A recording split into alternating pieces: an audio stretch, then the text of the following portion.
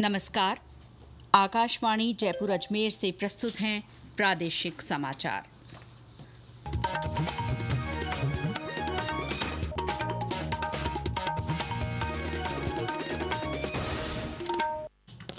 मुख्य समाचार। राज्य विधानसभा में वित्तीय वर्ष 2025-26 का बजट पेश। प्रदेश के चहुमुखी विकास के लिए कई घोषणाएं। सरकारी और निजी क्षेत्र में 3.25 लाख भर्तियों का ऐलान। 8 नए जिलों के लिए 1000 करोड़ रुपए के फंड की घोषणा। चिकित्सा तंत्र को मजबूत करने के लिए कई प्रावधान। बजट पर प्रदेश भर से मिली जुली प्रतिक्रियाएं। मुख्यमंत्री ने बजट को समग्र विकास सुनिश्चित करने वाला बताया। नेता प्रतिपक्ष ने कहा, बजट से आम आदमी को कोई राहत नहीं। और प्रदेश में कई स्थानों पर हल्की बारिश और तेज रफ्तार हवाएं। आज कुछ जगह ओले गिरने की संभावना।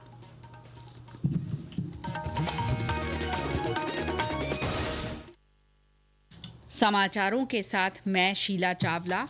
और अब समाचार विस्तार से।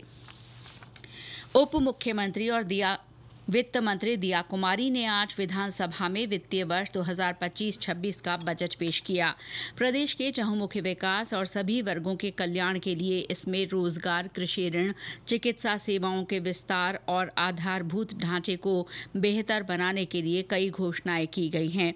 वित्त मंत्री दिया कुमारी ने कहा कि सरकार राज्य को $350 अरब की अर्थव्यवस्था बनाने के लिए प्रतिबद्ध है और उसने पिछली बजट घोषणाओं में से 73% को पूरा कर लिया है।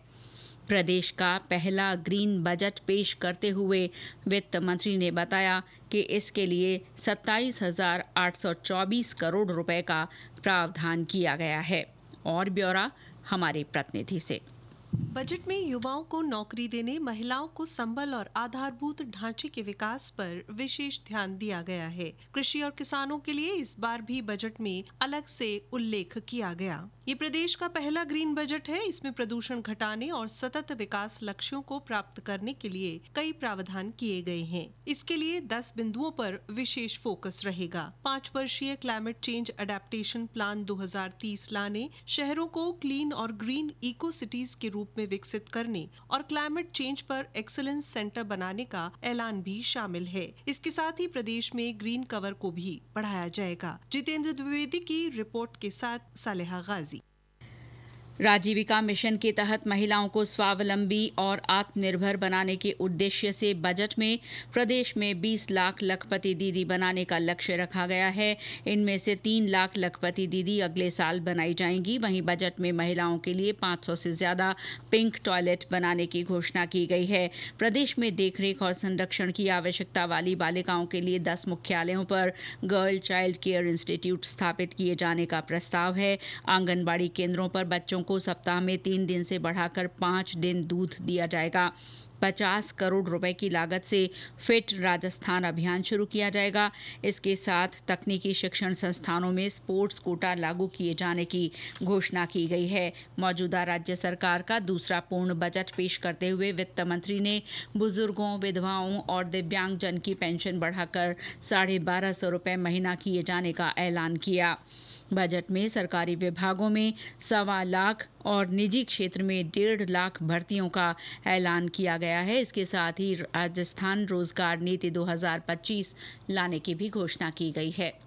युवाओं को अधिकाधिक रोजगार उपलब्ध कराने की दृष्टि से सरकारी विभागों एवं राजकीय उपक्रमों में आगामी वर्ष 1,25,000 पदों पर भर्तियां करने की मैं घोषणा करती हूँ। साथ ही रोजगार मेलों के आयोजन, कैंपस इंटरव्यूज तथा नए निवेश में स्थानीय युवाओं के रोजगार को प्रोत्साहन देते हुए निजी क्षेत्र में भी आगामी वर्ष 1,50,000 युवाओं को रोजगार उपलब्ध करवाया जाना प्रस्तावित है। बजट में 500 करोड़ रुपए की लागत से विवेकानंद रोजगार सहायता केंद्र बनाने का प्रस्ताव किया गया है। इसके अलावा 3,500 करोड़ रुपए की राशि से मुख्यमंत्री आयुष्मान आरोग्य योजना कोष बनाया जाएगा। प्रदेश में जन जन के लिए पहला सुख निरोगी काया के ध्येय की पूर्ति करती मुख्यमंत्री आयुष्मान आरोग्य माँ योजना के अंतर्गत लगभग 35 लाख व्यक्तियों को चिकित्सा लाभ प्राप्त हुआ है।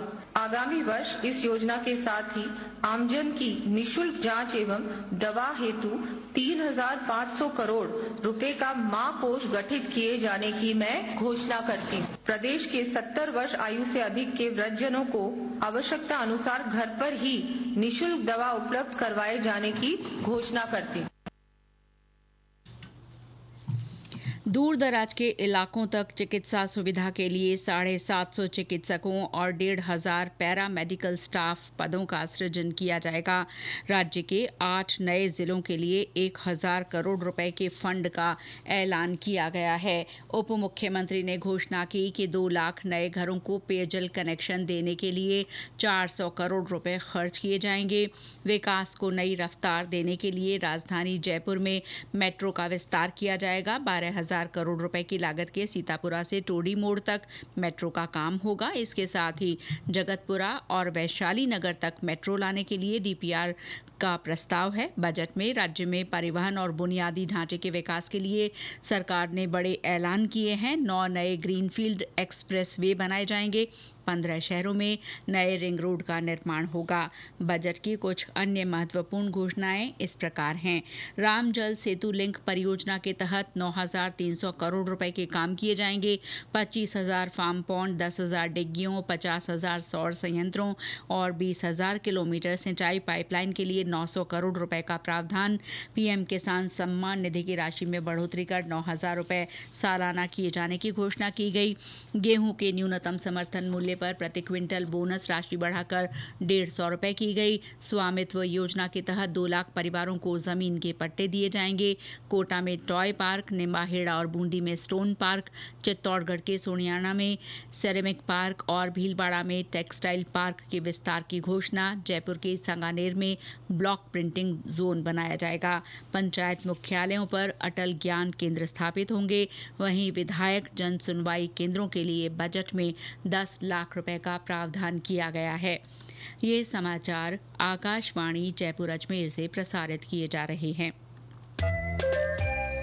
राज्य विधानसभा में आज पेश वर्ष 2025-26 के बजट पर प्रदेश भर से प्रतिक्रियाएं मिल रही हैं। मुख्यमंत्री भजनलाल शर्मा ने बजट को समावेशी बताते हुए कहा कि आने वाले समय में ये राज्य के समग्र विकास को सुनिश्चित करेगा। हमारा जो बजट समावेशी विकास आधारित सर्वजन हिताय वाला प्रदेश का ये पहला ग्रीन बजट आने वाले समय में राज्य का सतत विकास सुनिश्चित करेगा। हम राज्य को वर्ष 2030 तक, जैसा हमने कहा है, 350 बिलियन की अर्थव्यवस्था बनाने के पथ पर अग्रसर हैं। हमने आने वाली पीढ़ियों के बेहतर भविष्य को ध्यान में रखकर ग्रीन ग्रोथ पर फोकस करते हुए विकसित राजस्थान 2047 की ओर प्रभावी कदम बढ़ाया है। नेता प्रतिपक्ष टीकाराम जूली ने बजट पर प्रतिक्रिया देते हुए कहा कि इस बजट में आम आदमी को कोई राहत नहीं मिली है। ये किसानों और महिलाओं के हित में नहीं है। गेहूं का समर्थन मूल्य भी 2700 रुपए करने की कही थी, उसमें भी आज इन्होंने मात्र 150 रुपए बढ़ाए हैं। 2700 रुपए का समर्थन मूल्य गेहूं का किसान को ये लोग नहीं दे रहे हैं। इसी प्रकार से इन्होंने बाजरे की खरीद के लिए घोषणा की थी, एमएसपी की बात की थी, लेकिन कोई काम इन लोगों ने इस दौरान नहीं किया। इन्होंने 450 में सिलेंडर की भी जो घोषणा की थी उसको भी अभी तक ये जस्टिफाई नहीं कर पाए हैं। भीलवाड़ा सांसद दामोदर अग्रवाल ने बजट को किसानों का उत्थान करने वाला बताया है। इस बजट में 100 के स्थान पर 150 यूनिट फ्री करना एक बहुत बड़ा गरीबों को उपहार है। 2 लाख स्वामित्व के पट्टे का टारगेट, उसके कारण जो जमीनों के विवाद होते थे उसके अंदर बहुत कमी आई। 2 लाख घरों में नल कनेक्शन का प्रावधान किया गया है। इसी के साथ 25,000 घुमंतु परिवारों को पट्टे देने का भी इस बजट में प्रावधान किया गया है। इस प्रकार यह बजट इंफ्रास्ट्रक्चर को, गरीब को, किसान को समर्पित बजट है। Federation of Rajasthan trade and industries के प्रेसिडेंट सुरेश अग्रवाल ने कहा कि बजट उद्योग और रोजगार को बढ़ावा देने वाला साबित होगा। ट्रेड और इंडस्ट्री की बात करें तो ट्रेड और इंडस्ट्री के लिए भी अच्छा ये बजट है। खासकर जो सरकार ने एमएनएसटी स्कीम निकाली है वो एक अच्छी कदम है कि पुराने केसेस भी खत्म हुए, सरकार के पास रेवेन्यू भी बढ़े और कोर्टों में भी जगह कम होए। पाली जिले के किसान ने सम्मान निधि बढ़ाने और 35 लाख किसानों को कृषि ऋण देने को स्वागत योग्य पहल बताया। मैं नारायण चौधरी, गांव देवली बाबूजी, जिला पाली, राजस्थान। आज राजस्थान सरकार द्वारा पेश बजट में किसानों के लिए बहुत बड़ी घोषणाएं की गई है। 5,000 नए कनेक्शन तथा कृषि लोन में 25,000 करोड़ की जो बढ़ोतरी तथा मंगला पशु बीमा योजना में संख्या में बढ़ोतरी करने के लिए तथा किसानों के लिए सोलर प्लांट की गई घोषणाओं से किसानों काफी खुश है तथा इस तरह से किसान और कृषि दोनों को फायदा होगा।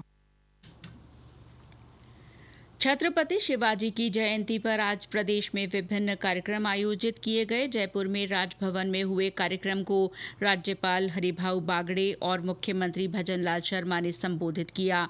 कोटा में शिवाजी पार्क में हुए श्रद्धांजलि कार्यक्रम में लोकसभा अध्यक्ष ओम बिरला ने कहा कि शिवाजी महाराज का जीवन दर्शन हर भारतीय के लिए प्रेरणा स्रोत है। पाली में शिवाजी सर्किल स्थित शिवाजी की प्रतिमा पर माल्यार्पण किया गया। और अब मौसम। प्रदेश में पश्चिमी विक्षोभ सक्रिय होने से आज 10 जिलों में आंधी और बारिश का येलो अलर्ट है। मौसम केंद्र जयपुर ने कुछ स्थानों पर ओले गिरने की भी आशंका जताई है। कल भी पश्चिमी विक्षोभ का असर बने रहने के आसार हैं। इसके बाद 21 फरवरी से तापमान में बढ़ोतरी हो सकती है। इस बीच आज श्रीगंगानगर में बूंदाबांदी हुई। वहीं चूरू, सुजानगढ़ और आसपास के इलाकों में हल्की बरसात के समाचार हैं।